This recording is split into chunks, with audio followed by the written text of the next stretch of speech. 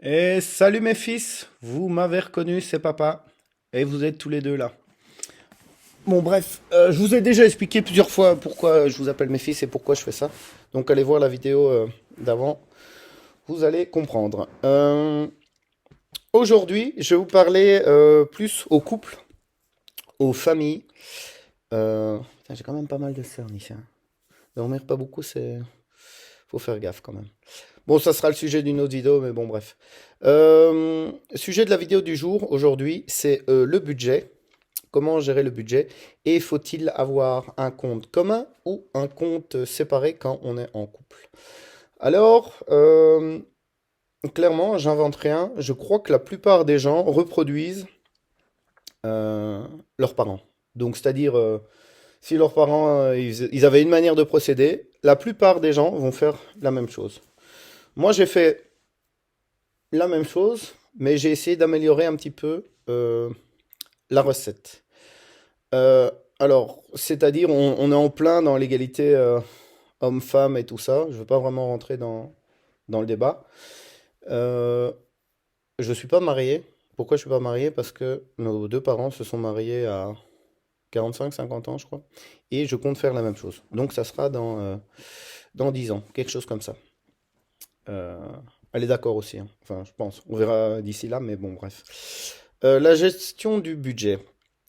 Alors, clairement, moi, je pense qu'il faut avoir un compte commun.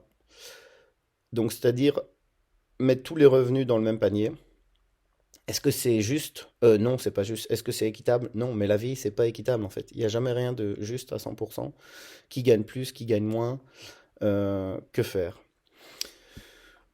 L'autre point aussi, c'est que j'entends souvent, avec les divorces par exemple, euh, des personnes qui se sentent lésées, que ce soit l'un, soit l'autre.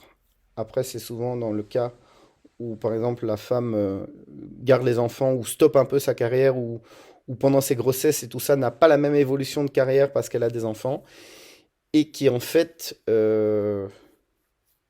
est délaissée parce que c'est inéquitable. Donc oui, c'est inéquitable, mais c'est pour ça que pour remettre l'église au milieu du village, ou la mosquée au milieu du village, ou merde, je sais même pas comment on appelle ça chez les juifs. Toc, toc, toc, toc. J'en ai aucune idée. Bon, bref. Mettez-moi en commentaire si vous connaissez euh, le côté traduit en fait dans d'autres cultures de l'église au milieu du village. Ça m'intéresserait. Merde, je me suis perdu dans mes idées, moi, à raconter ça. Donc oui, le budget, les enfants et tout ça, c'est qu'il y a une forme d'inéquité là-dedans. Et c'est pour ça que pour remettre l'église au milieu du village, il y a un compte commun et tout ce qu'on achète, on l'achète à deux. Alors oui, forcément, en cas de divorce, ça peut faire mal à l'un et à l'autre. Mais moi, en tout cas, je compte faire comme ça. Je connais d'autres personnes qui m'ont dit, ouais, mais t'es fou, c'est toi qui fais tous les efforts, si ta femme, elle te trompe et tout ça. Euh, ou inversement, hein, et que vous séparez, tu auras fait tous ces efforts-là pour lui donner la moitié à l'autre, quoi. Je peux l'entendre, je peux l'entendre, donc je vous en voudrais pas en fait si vous faites chacun des comptes séparés. Ce qui peut être bien aussi dans ce schéma-là, c'est que chacun est vraiment plus impliqué, mais rien n'empêche à la limite d'avoir deux comptes séparés et faire un pont commun de tout ça sur un certain budget. J'en parle un peu plus en détail dans ma formation sur la gestion du budget.